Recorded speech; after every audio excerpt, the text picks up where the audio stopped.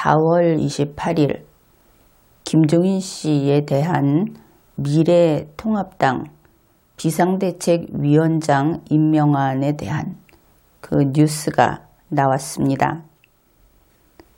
우선 미래통합당의 비상대책위원장이라고 하는 것, 그 위원장을 임명하고 또는 하지 않고 하는 것이 누구의 일인가? 이것을 먼저 생각해 보기로 합시다. 뉴스를 보면 온통 여기에 대해서 김종인 씨가 가타부타 하는 것을 알 수 있죠. 얼핏 혹시 이 사무를 담당하고 지휘하는 것이 혹시 김종인 씨인가? 이렇게 보일 정도로 뉴스들이 그렇습니다. 그런데 그렇지 않죠. 이것은 미래통합당의 업무인 겁니다. 김종인 씨의 업무가 아니다. 그런 것이죠. 당연히 미래통합당은 정당이고 김종인 씨는 평당원일 것이다. 그것을 알 수 있습니다. 아무튼 당원이어야 하겠죠. 그래서 이번에 미래통합당의 상임 전국위원회에서 당헌을 개정하려고 했는데 당헌을 개정하지 않았다 혹은 못했다 이런 뉴스가 나온 겁니다. 이제 어떤 내용을 고치려고 했는가? 그것은 차기 전당대회가 2020년 8월 31일로 정해져 있는 그 부칙을 개정하려고 했다. 그렇죠. 그런데 이 개정을 못한 이유는 정족수가 미달돼서 그래서 개정을 못했다고 합니다. 그러면 이것이 미래통합당 상임전국위원회의 의사다. 그렇게 볼 수 있겠죠. 거기에 참석하지 않은 사람은 아는 이유가 있을 것이고 그렇지 않겠습니까? 그래서 항상 이런 식으로 의결을 거치게 되어 있는 것은 의결이 나왔을 때 그것이 그대로 효력을 발생하게 된다. 거기에 대해서 이랬으면 좋았을 걸 하는 그런 것들은 각자 자기들의 마음이고 상임전국위원회에서 이것을 의결을 했든 못했든 이것은 그냥 나온 결과대로 갈 뿐이다. 이렇게 보면 되겠습니다. 그러면 어떻게 하면 되는가? 미래통합당은 당헌에 따라서 2020년 8월 31일 전당대회를 열어서 당대표를 선출하면 됩니다. 사실 여러 가지가 어려워서 그렇지 이 전당대회라고 하는 것이 가장 바람직한 당원의 의사표시이기도 하죠. 앞에서 이야기했듯이 상임전국위원회가 의결할 권한을 가지고 있다 하는 것은 개정을 해도 그들의 권한이고 개정을 하지 않아도 그들의 권한이다. 이런 뜻이 됩니다. 어느 쪽이든 다 좋다. 이런 것이죠. 문제될 것이 없다. 그렇습니다. 이제 그 다음으로 김종인 씨 임명안 처리 문제에 대한 뉴스도 나왔습니다. 이제 김종인 씨에 대해서는 우리가 한번 지난 리마연 강의에서 다룬 바가 있죠. 그 심재철 당대표 권한대행이 비대위원장 내정자로 이렇게 지정을 하니까 좋다 하고 수락을 했습니다. 그래서 이 수락 후 인터뷰를 한 내용이 언론에 보도가 되었죠. 그리고 나서 4월 28일 미래통합당 전국위원회에서 이 안건을 가결을 합니다. 출석 323, 찬성 177, 반대 80. 그래서 가결이 되었습니다.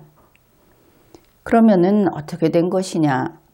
김종인 씨가 비대위원장 내정자로 되었고 그것을 김종인 씨 자신이 좋다 이렇게 수락을 했고 그 다음에 나중에 미래통합당에서 임명안을 가결했다.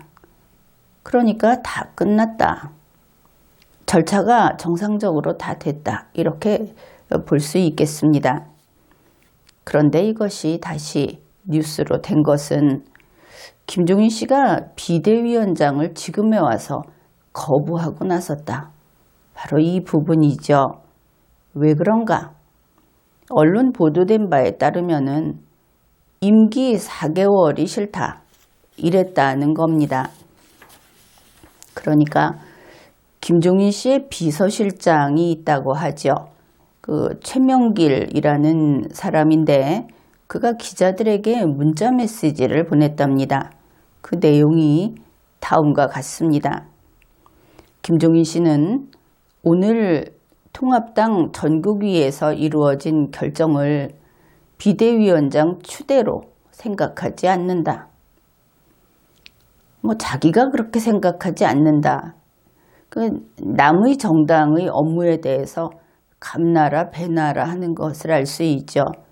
여기에서 여러분이 이런 생각을 할 겁니다.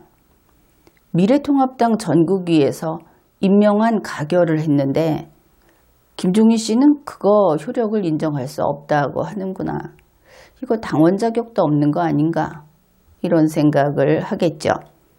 그 다음에 김종인 씨 측에서 문자 메시지 보낸 내용이 8월 31일까지 관리형 비대위원장 하라는 건데 그건 안 한다. 이랬다는 겁니다. 그래서 이제 모든 언론에서 4개월짜리 비대위원장은 받을 수 없다는 그런 뜻이다. 이렇게 풀이를 하고 있습니다. 그러니 김종인 씨가 그 내정이 됐을 때는 좋다 이래 놓고서 이것이 이제 가결이 됐는데 문제는 임기가 4개월이다 하는 그 부분이 되겠죠. 그런데 조건과 상관없이 김종인 씨가 청약의 유인을 해놓고 그래 놓고는 상대방이 먼저 청약을 한 거다. 그래서 상대방이 추대를 한 거다. 이제 이런 주장을 하는 것으로 보인다.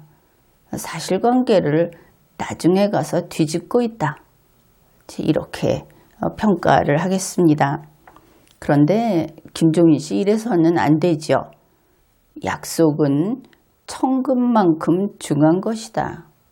김종인의 약속이 그렇게 헌신짝 같은 혹은 종이짝 같은 그런 가벼운 것이었는가? 스스로 거기에 답을 해야 할 것입니다. 한편 이번 미래통합당의 그 회의 결과 여기에 대해서 이런 이야기도 있습니다. 당권을 노리는 중진들이 지속적으로 반 김종인 사전 작업을 한 결과 이렇게 된 게 아닌가. 이제 이런 뉴스도 나왔습니다. 그러면은 우리가 이제 오늘 무슨 일이 있었는지를 다 알았죠. 이제 이렇게 보면 되겠습니다.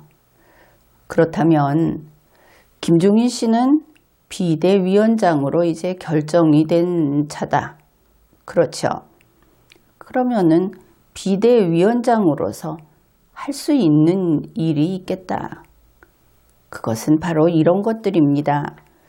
먼저 이번에도 당원이 개정이 안 됐듯이 그냥 현재의 당헌을 가지고 그냥 가는 겁니다. 그리고 앞으로 남아있는 그 임기까지 당헌에 정해진 대로 이 4개월 동안 미래통합당 당대표를 선출하는 것이죠. 그 일을 잘 해내는 것도 훌륭한 비대위원장의 역할이다. 이렇게 볼 수 있을 겁니다. 그러면 어떻게 되는가? 현재의 당헌을 가지고 당대표를 뽑는다 하면은 2022년 대선에 안 나갈 사람이 당대표에 나오겠죠. 그리고 또 이번에 뽑힌 당대표는 2022년 대선에 나가지 못하게 됩니다. 그러면은 김종인 씨도 흡족하지 않겠는가? 그렇게 볼 수 있겠죠. 물론 이러한 당대표가 선출됨과 동시에 비대위원장은 이제 물러나야 할 겁니다. 그러면은 김종인 씨가 흔히 그 킹메이커를 항상 이렇게 자처했는데 그게 아쉽겠죠. 그런데 그 부분도 해결이 가능합니다. 김종인 씨는 자기가 지금 마음에 품고 있는, 꿈꾸고 있는 대선 후보를 그대로 밀면 됩니다. 마음속에 정해놓고 제야에서 계속 그를 갈고 다듬어서 훌륭한 후보감으로 키우면 되겠죠. 그럼 나중에 물론 그가 정당 추천 후보자가 될 것인가 하는 것은 미래통합당에서 결정을 하게 될 겁니다. 그런데 이제 이렇게 이야기를 하고 나서도 구시대 사람인 김종인 씨가 이게 쉽겠는가 그런 생각이 들죠. 어떻든 그렇게 제야에서 정말 그 대선 후보감을 갈고 닦아서 키워낼 수 있다면은 그렇게 하면 된다. 그 길은 아무도 막지 않을 테니까. 김종인 씨 혹시 도련님? 이 도련님 이야기를 하는데 도련님은 잊어야 하겠죠. 지금까지 리걸마인드 연구소였습니다.